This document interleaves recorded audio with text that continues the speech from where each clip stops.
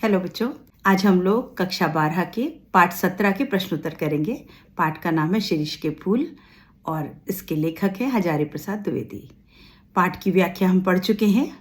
अब हम प्रश्न उत्तर देखते हैं पाठ्यपुस्तक के। तो पहला प्रश्न जो आपका है पाठ्यपुस्तक का, लेखक ने शिरीष को कालजयी अवधूत सन्यासी की तरह क्यों माना? तो अभी आपको पता है अवधूत का मतलब होता है सन्यासी जो मोहमाया से दूर होता है, और कालजयी जिसने काल पर विजय प्राप्त कर ली हो, यानी जिसको मृत्यु अब संभव नहीं। तो शिरीष को मृत्यु नहीं आती इसलिए उसको कालजयी कहा, मतलब वो बहुत दीर्घायु होता है इसलिए उसको कालजयी कहा। और अवधूत क्यों कहा? क्योंकि वो सन्यासी के रूप में जाड़ा गर्मी बरसात सारी तरह की मुसीबतों में हर परिस्थिति में वो खिला हुआ और सुंदर दिखता रहता है हर मौसम में। उत्तर देखिए, कालजयी सन्यासी का अर्थ है हर युग में स्थिर और अवस्थित रहना। वह किसी भी युग में विचलित या विगलित नहीं होता। विगलित मतलब घुल जाना, खत्म हो जाना। शिरीष भी कालजयी अवधूत है। बसंत के आगमन के साथ ही लहक उठता है और आषाढ़ तक निश्चित रूप से खिला रहता है। जब उमस हो या तेज लू चल रही हो तब भी शिरीष खिला रहता है। उस पर उमस या लू का कोई प्रभाव नहीं पड़ता। वह अजेयता के मंत्र का प्रचार करता रहता है, इसलिए वह कालजयी अवधूत की तरह है। वो किस मंत्र का प्रचार करता है? अजेय होने का, मतलब उसको कोई जीत नहीं सकता। वो लंबी आयु वाला पुष्प है और इतनी गर्मी में भी वो वायुमंडल से रस खींच करके और पुष्पित और पल्लवित रहता है, तो इसलिए उसको अवधूत और कालजयी कहा गया। प्रश्न 2 देखिए, हृदय की कोमलता को बचाने के लिए व्यवहार की कठोरता भी कभी कभी जरूरी हो जाती है। प्रस्तुत पाठ के आधार पर स्पष्ट करें। अभी ये पंक्ति इस पाठ में थी बच्चों कि हृदय की कोमलता को बचाने के लिए कभी कभी व्यवहार में कठोरता होनी चाहिए। हम अगर चाहते हैं कि हम हृदय से नाजुक बने रहें, कोमल बने रहें, तो कई बार हमको ना चाहते हुए भी कठोर बनना पड़ता है। जैसे साधारण सा उदाहरण कि अगर हम अब चाहते हैं कि हम अपने बच्चों को अच्छी शिक्षा दे दें और उनको अनुशासित कर दें, तो कई बार हमको कठोरता भी दिखानी पड़ती है। डांटना भी पड़ता है, मारना भी पड़ता है, सजा भी देनी पड़ती है, पनिशमेंट भी देना पड़ता है। तो कई बार हमको कुछ कोमलता को बचाने के लिए हमें कठोरता अपनानी पड़ती है। बिल्कुल वैसे ही जैसे कि अवधूत जैसा कि शिरीष का फूल है। शिरीष के पेड़ को अपने फूलों की कोमलता को बचाने के लिए अपने फलों को मजबूत रखना पड़ता है और अपने पुष्प को भी सब तरफ की सब परिस्थितियों से उसको बचा के रखना पड़ता है। उत्तर देखिए, हृदय की कोमलता को बचाने के लिए व्यवहार की कठोरता भी कभी कभी जरूरी हो जाती है। मनुष्य को हृदय की कोमलता बचाने के लिए बाहरी तौर पर कठोर बनना पड़ता है, तभी वह विपरीत दशाओं का सामना कर पाता है। शिरीष भी भीषण गर्मी की लू को सहन करने के लिए बाहर के कठोर स्वभाव को अपनाता है ताकि वह भयंकर गर्मी, लू आदि को सहन कर पाए। संत कबीरदास कालिदास ने भी समाज को उच्च कोटि का साहित्य दिया, परंतु बाहरी तौर पर वे सदैव कठोर बने। कालिदास और कबीरदास जी ने जो हमें सुंदर साहित्य दिया, तो वो क्या थे? अंदर से वो नाजुक हृदय थे, लेकिन बाहर से वो कठोर बने रहे। सीधी सीधी सपाट बात कह देते थे, मुंह पे कह देते थे, बुरा लगता है तो लगा करे। कबीरदास जी तो इस तरह थे। बिल्कुल वैसे ही जैसे कि शिरीष का पेड़ है, वो अपनी बाहर से कठोर रहता है, लेकिन अंदर उसके पुष्पों में कितनी नाजुकता है, कितना नाजुक पुष्प है कि वो केवल भंवरों का वजन वहन कर सकता है, पक्षी का नहीं। तो इतना कोमल फूल को बचा के रखने के लिए पेड़ को और बाकी तरफ से कठोर होना पड़ता है, तभी वो अपनी नाजुकता को बचा पाता है। तो कई बार ऐसा व्यवहार हमें भी करना पड़ता है। द्विवेदी जी ने शिरीष के माध्यम से कोलाहल व संघर्ष से भरी जीवन स्थितियों में अविचल रहकर जिजीविचु बने रहने की सीख दी। स्पष्ट करें। या दूसरा प्रश्न घुमा करके, द्विवेदी जी ने शिरीष के फूल पाठ में शिरीष के माध्यम से कोलाहल अर्थात संघर्ष भरे जीवन में अविचल रहकर जिंदा रहने की सीख दी है। इस कथन को सोदाहरण पुष्ट करें। अभी हमको इस पाठ में क्या सीख मिलती है कि हमको ये जीवन संघर्षों भरा है। इस संघर्ष भरे जीवन में भी हमको जिंदा रहना है, सब तरफ से सारी मुसीबतों को पार करके हमको अपने आप को बचा के रखना है। और ये मनुष्य का एक गुण है, एक विशेषता है, ये जिजीविषा का गुण कहलाता है कि हम कितनी भी प्रतिकूल परिस्थितियां आ जाएं, गलत परिस्थितियां, खराब परिस्थितियां आए, हम किसी ना तरह से उठ खड़े होते हैं। एक बार हम धोखा खाते, ठोकर खाते, हम फिर खड़े हो जाते हैं। ऐसा नहीं कि हम हार करके रह जाते हैं और मर जाते हैं या खत्म हो जाती है दुनिया। अगर ऐसा होता है तो इतने हजारों वर्षों से दुनिया ना चल रही होती। तो लोगों को हिम्मत ना हारने की प्रेरणा देते हैं शिरीष के पेड़ को उदाहरण रख करके। उत्तर देखें, लेखक ने कहा कि शिरीष वास्तव में अद्भुत अवधूत है। वह किसी भी स्थिति में विचलित नहीं होता, दुख हो या सुख उसने कभी हार नहीं मानी, अर्थात दोनों ही स्थितियों में वह निर्लिप्त रहा है। मौसम आया तो खिल गया, वरना नहीं। लेकिन खिलने ना खिलने की स्थिति से शिरीष कभी नहीं डरा। प्रकृति के नियम से वह भली भांति परिचित है, इसलिए चाहे कोलाहल हो या संघर्ष, वह जीने की इच्छा मन में पाले रहता है। उसको पता है कि उसको जीना है, फिर बाहर चाहे कोलाहल हो, चाहे संघर्ष हो, चाहे गर्मी हो, जाड़ा हो, बरसात हो, उसको तो खिलना है और ये उसको पता है। तो वो सब तरफ से अविचलित रह करके अवधूत की तरह से, सन्यासी की तरह से हर मौसम को झेलते हुए और खिला रहता है, पुष्पित रहता है। और यही सीख हमको उसके माध्यम से लेखक हमें दे रहा है कि हमें भी अपनी सभी परिस्थितियों का सामना करते रहना है और आगे बढ़ते रहना है और हमेशा खुश रहना है। जीवन में संघर्ष और कठिनाइयां तो आएंगी, पर उनसे हार मान करके, टूट करके नहीं बैठ जाना है, हमें आगे बढ़ना है। प्रश्न 4, हाय वह अवधूत आज कहाँ। ऐसा कहकर लेखक ने आत्मबल पर देह बल के वर्चस्व की वर्तमान सभ्यता के संकट की ओर संकेत किया है। कैसे? यहां उन्होंने क्या कहा, हाय वह अवधूत आज कहाँ। ऐसा कहकर लेखक ने आत्मबल पर देह बल के वर्चस्व की वर्तमान सभ्यता के संकट की ओर संकेत। आत्मबल पर देह बल के वर्चस्व की, आज हम क्या है, हमारी आत्मा में बल हो या ना हो, हम शारीरिक बल के ऊपर जिंदा रहने की कोशिश करते हैं। हमने आजकल वेपन्स के लिए बड़े बड़े वेपन्स हमने इकट्ठे कर लिए, रॉकेट और बम और पता नहीं क्या क्या बना लिया। लेकिन गांधी जी ने बिना किसी रॉकेट, बिना किसी बम के आज़ादी की लड़ाई लड़ी और सफलता प्राप्त करी। तो तब जो था वो आत्मबल बड़ा हुआ करता था, आजकल शारीरिक बल बड़ा हो गया है। तो यहाँ आत्मबल पर शरीर के बल की वर्चस्व है। वर्चस्व मतलब आत्मबल नीचे है और शारीरिक बल उसके ऊपर है, यानी वो ज़्यादा मजबूत हो गया है। ऐसी वर्तमान स्थिति है, तो इसकी ओर संकेत किया है। आज मनुष्य में आत्मबल का अभाव हो गया है। अवधूत सांसारिक मोहमाया से ऊपर उठा हुआ व्यक्ति होता है। शिरीष भी कष्टों के बीच फलता फूलता है, उसका आत्मबल उसे जीने की प्रेरणा देता है। आजकल मनुष्य आत्मबल से हीन होता जा रहा है। वह मानव मूल्यों को त्याग कर हिंसा, असत्य आदि आसुरी प्रवृत्तियों को अपना रहा है। आज चारों तरफ तनाव का माहौल बन गया है, परंतु गांधी जैसा अवधूत लापता है। अब ताकत का प्रदर्शन ही प्रमुख हो गया है। पहले बच्चों, 200 साल की गुलामी झेलने के बाद हमने सत्य और अहिंसा से आज़ादी पाई। कुछ शहीद भी हुए, ऐसा नहीं है, लेकिन फिर भी हमने बहुत हद तक सत्य और अहिंसा के दम पर आज़ादी पाई, अंग्रेजों को भगाया। आज आप देख रहे हैं यूक्रेन और रूस की लड़ाई हो रही है, अभी अफगानिस्तान में लड़ाई हो रही है, इजराइल में लड़ाई हो रही है, पाकिस्तान में लड़ाई हो रही है। जिधर देखो उधर अपने शारीरिक बल को ऊंचा समझ लिया है कि शरीर के बल पर तो हम कुछ भी जीत सकते हैं। आत्मबल लोगों का खत्म हो गया है और ऐसे अवधूत, ऐसे सन्यासी लोग तो खत्म हो गए जिनको कि किसी की परवाह नहीं होती थी। वो अटल होकर के, अविचल होकर के संघर्ष करते थे। ऐसे लोग अब कहाँ हैं? गांधी जैसे अवधूत अब आजकल कहाँ देखने को मिलते हैं? लापता हो गए हैं, खो गए हैं। अब केवल ताकत का प्रदर्शन ही प्रमुख हो गया है, आत्मबल लोगों का खोता जा रहा है। तो यह आज की वर्तमान स्थिति पर लेखक का व्यंग है। प्रश्न 5, कवि यानी साहित्यकार के लिए अनासक्त योगी की स्थिर प्रज्ञता, विदग्ध प्रेमी का हृदय एक साथ आवश्यक है। ऐसा विचार प्रस्तुत करके लेखक ने साहित्य कर्म के लिए बहुत ऊंचा मानदंड निर्धारित किया। विस्तार पूर्वक समझाइए। अभी यहाँ ये पंक्ति हमने पहले पढ़ी थी कि उन्होंने अच्छे साहित्यकार की क्या विशेषताएं बताई कि वो अनासक्त योगी होना चाहिए, योगी की तरह व्यवहार करे, संघर्ष करे, परिस्थितियों का असर उसके ऊपर ना हो। स्थिर प्रज्ञता यानी उसकी बुद्धि जो है वो स्थिर हो, एक जगह हो, मन विचलित ना हो उसका। और विदग्ध प्रेमी हो यानी प्रेम में टूटा हुआ हृदय हो, तभी वो दर्द को समझ पाएगा। जिसके कहते हैं, कहावत है बच्चों, जाके पैर ना फटे बेवाई, ताक्या जाने पीर पराई। जिसका दिल कभी टूटा नहीं, वो किसी टूटे दिल का दर्द क्या समझेगा। तो विदग्ध प्रेमी चाहिए, यानी प्रेम में टूटा हुआ मनुष्य हो, स्थिर बुद्धि हो और वो अनासक्त योगी हो, तभी वो एक अच्छा और ऊंचा साहित्यकार बन सकता है। वरना इतनी बड़ी भावनात्मक कविताएं, रचनाएं लिखना सबके बस की बात नहीं, ये कोई आसान स्थिति नहीं है। तो यहाँ पर उन्होंने बहुत ऊंचा मानदंड निर्धारित कर दिया अच्छे साहित्यकारों के लिए, कि अच्छा साहित्यकार वो उसी को मानेंगे।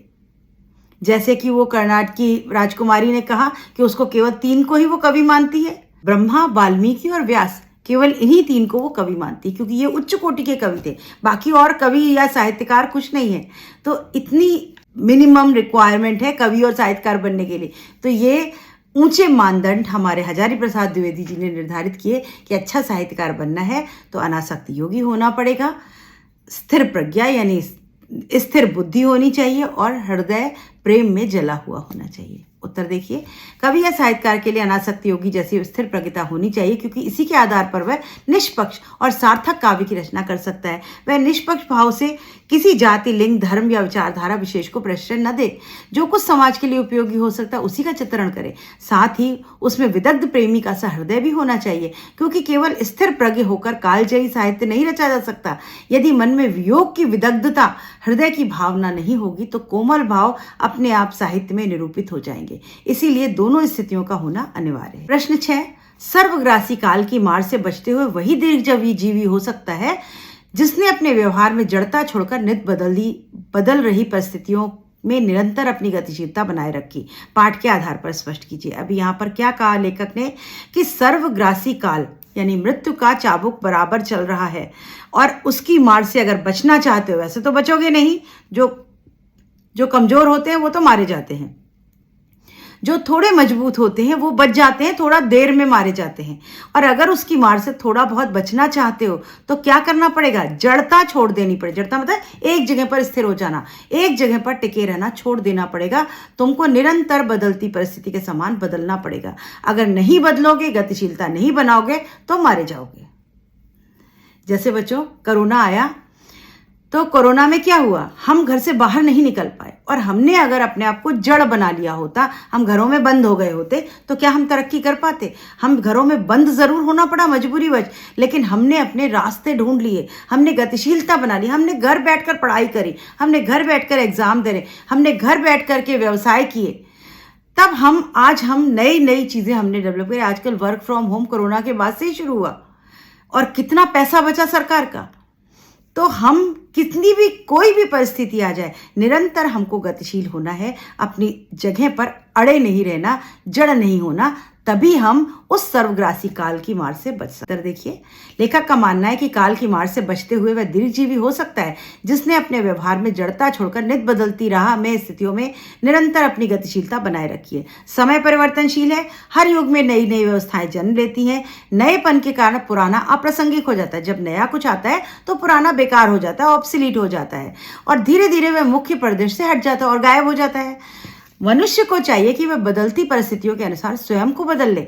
जो मनुष्य सुख दुख, आशा निराशा से अनासक्त होकर जीवन यापन करता है और विपरीत परिस्थितियों में अपने आप को अनुकूल बना लेता है, वही दीर्घजीवी होता है। ऐसे व्यक्ति ही प्रगति कर पाता। जो कहे हाय हाय अब क्या हो गया, अब ये हो गया, अब मैं कुछ नहीं कर सकता, अरे अब तो ये आ गया, अब मैं क्या करूं, जो इस तरह रोता रहेगा वो रोता ही रह जाएगा, वो कुछ कर नहीं पाएगा। प्रश्न 7, यहाँ आशय स्पष्ट करना है। पंक्ति दी है, आपको उसका आशय बताना है। आशय बताने में आप प्रसंग लिखेंगे, पाठ का नाम, बुक का नाम, राइटर का नाम। आशय, दुरंत प्राणधारा और सर्वव्यापक कालाग्नि का संघर्ष निरंतर चल रहा है। मूर्ख समझते हैं जहां बने वहीं देर तक बने रहेंगे तो काल देवता की आंख से बचा पाएंगे। भोले हैं वे हिलते डुलते रहो, स्थान बदलते रहो, आगे की ओर मुंह किए रहो तो कोड़े की मार से बच भी सकते हो। जमे किस अरे, जमे और गए, वही पंक्ति है। इसका व्याख्या देखिए। लेखक कहता है कि काल रूप अग्नि और प्राण रूपी धारा का संघर्ष सदा चलता है। मूर्ख व्यक्ति वो है जो समझते कि हम एक जगह टिक जाएंगे, छुप जाएंगे तो हम मृत्यु से बच जाएंगे, लेकिन ऐसा होना संभव नहीं है। यदि स्थान परिवर्तन करते रहे अर्थात जीने के ढंग को बदलते रहे तो जीवन जीना आसान हो जाएगा।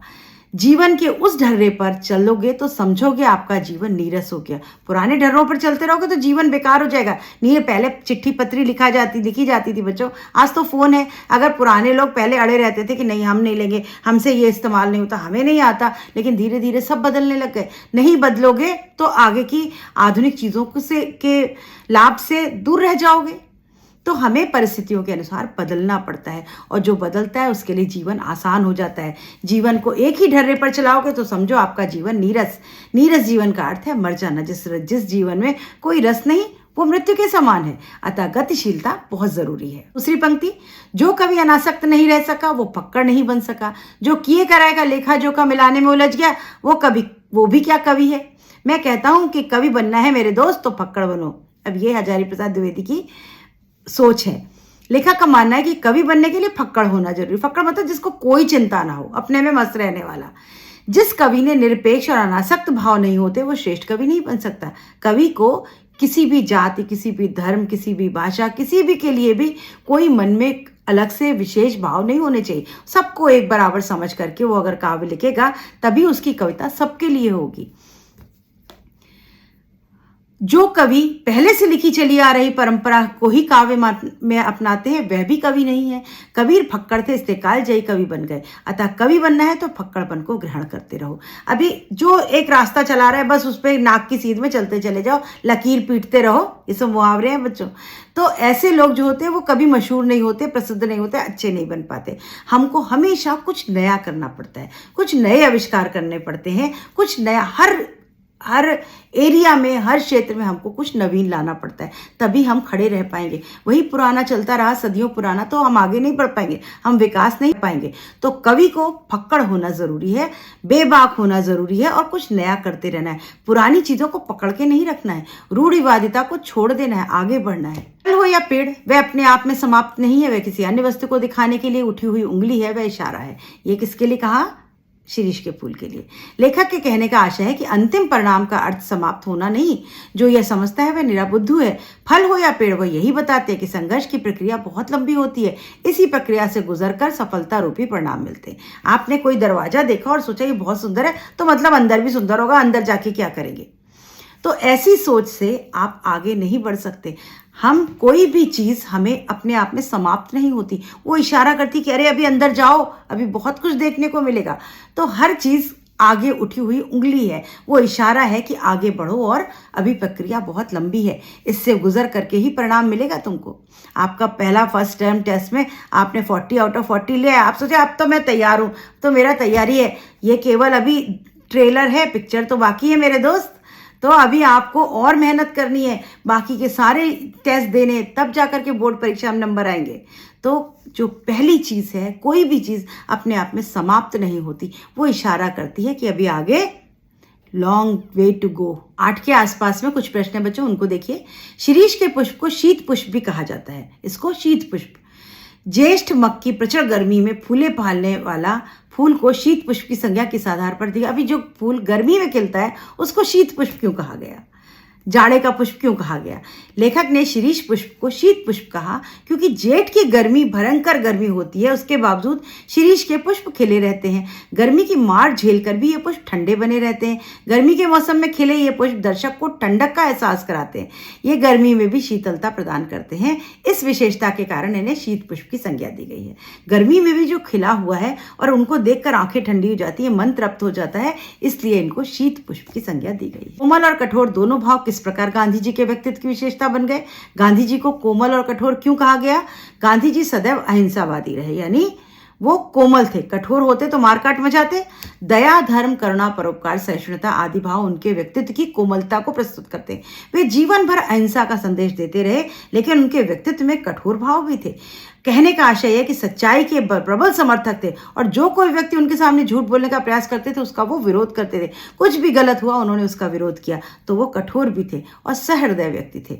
वे उस पर क्रोध भी करते थे, तब वे झूठे व्यक्ति को भला बुरा भी कहते, चाहे वे व्यक्ति कितने ही ऊंचे पद पर क्यों ना बैठा हो। उनके लिए सत्य का एक ही मापदंड था, दूसरा नहीं। इसी कारण कोमल और कठोर दोनों भाव उनके व्यक्तित्व की विशेषता बन गए, यानी वो कोमल भी थे और कठोर भी थे। कठोर अपने नियमों में, अपने सोच में, अपने विचारों में, और कोमल अपने व्यक्तित्व में, अपनी भावनाओं में वो कोमल थे, सहृदय थे। प्रश्न 3, ये कुछ आपके वाक्य हैं जो इसी तरह के बात कहते हैं कि 10 दिन फूले और फिर कंकड़ के कंकड़, थोड़े दिन की खुश दिखते हैं वो और उसके बाद वो गायब हो जाते हैं। बच्चों कुछ थोड़े से छोटे छोटे प्रश्न हैं, बात वही है, एक बार फिर से देख लीजिए। कुछ इंपॉर्टेंट प्रश्न है जो भाषा घुमा करके आपसे पूछे जाते हैं। कालिदास ने शिरीष की कोमलता और द्विवेदी जी ने उनकी कठोरता के विषय में क्या कहा? अभी बात वही है, कालिदास ने शिरीष के पुष्प को कोमल बताया। कैसे कोमल बताया? कि उसके ऊपर केवल भंवरा ही का वजन वो सह सकता है, पक्षी का नहीं। और हजारी प्रसाद द्विवेदी ने क्या कहा? कि शिरीष का फूल कितना मजबूत होता है, कठोर होता है, वो गर्मी, सर्दी, लू, बारिश सबको झेलता है और पुष्पित रहता है। तो वही बात आपको यहाँ पर लिखनी है। प्रश्न 2 है, शिरीष के अवधूत के रूप के कारण लेखक को किस महात्मा की याद आती है और क्यों?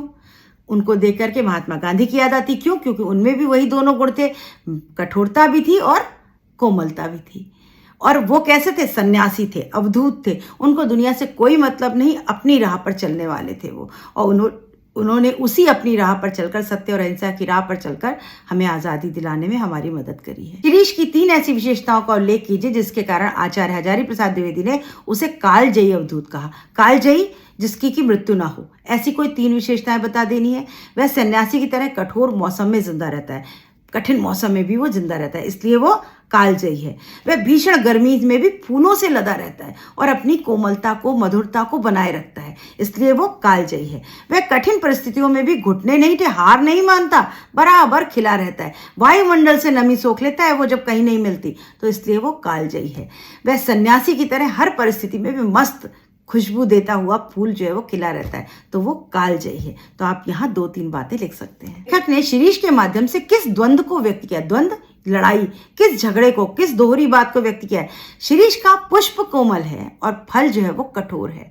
पुष्प जो है वो हल्का सा, प्यारा सा होता है, कोमल सा होता है, लेकिन फल जो है वो जब तक उसको धक्का नहीं मारा जाता वो अपनी जगह नहीं छोड़ना चाहता। तो दोनों ही बातें हैं, उसमें कोमलता भी है और कठोरता भी है। और क्या कठोरता है? कि वो सब मौसम की मार को बर्दाश्त करके भी खिला रहता है। शिरीष के पुराने फलों को अधिकार, लिप्सु, खड़खड़ाहट और नए पत्ते फलों द्वारा उनके धकिया कर बाहर निकलने में साहित्य, समाज व राजनीति में पुरानी व नई पीढ़ी के द्वंद्व को बताया है। नई पीढ़ी और पुरानी पीढ़ी का आपस का द्वंद्व जो है वो शिरीष के फल द्वारा दिखाया गया। पुरानी पीढ़ी कहती है मुझे सब पता है, ये बच्चे हैं, तुम लोग बच्चे हो अभी, तुमको कुछ नहीं पता। और नई पीढ़ी क्या सोचती है? ओफो, आप लोग अब पुराने जमाने के हो गए, आपको कुछ नहीं पता, पापा आपको कुछ नहीं मालूम, मम्मी आपको कुछ नहीं पता। ये नई पीढ़ी और पुरानी पीढ़ी का टकराव है बच्चों। क्यों? क्योंकि पुरानी पीढ़ी अपने अधिकार को छोड़ना नहीं चाहती और नए लोग ये सोचते ये तो अब पुराने हो गए, ये बेकार है। यही टकराव है। और क्या करना चाहिए? जो पुराने लोग हैं उनको समय के साथ अपनी जगह को छोड़ देना चाहिए, जिससे नई पीढ़ी अपना स्थान ले और आगे बढ़े और विकास करे। तो ये थे आपके कुछ और मुख्य और इम्पोर्टेंट प्रश्न जो परीक्षा की दृष्टि से उपयोगी हैं आपके लिए। और यहाँ ये पाठ समाप्त होता है। मैं उम्मीद करती हूँ आपको पाठ पूरी तरह से समझ में आ गया होगा। अब आपको इसके कुछ पॉइंट्स याद रखने हैं और उनको एक्सटेंड करके आप अपने प्रश्नों के उत्तर को बहुत आसानी से लिख सकते हैं। पॉइंट बना करके लिखिएगा, हमेशा आपको नंबर हमेशा अच्छे मिलेंगे। तो मिलते हैं नेक्स्ट वीडियो में अगले पाठ के साथ। तब तक पढ़ाई करते रहिए, चैनल को लाइक, शेयर, सब्सक्राइब करिए और कमेंट भी लिखिए। Good bye.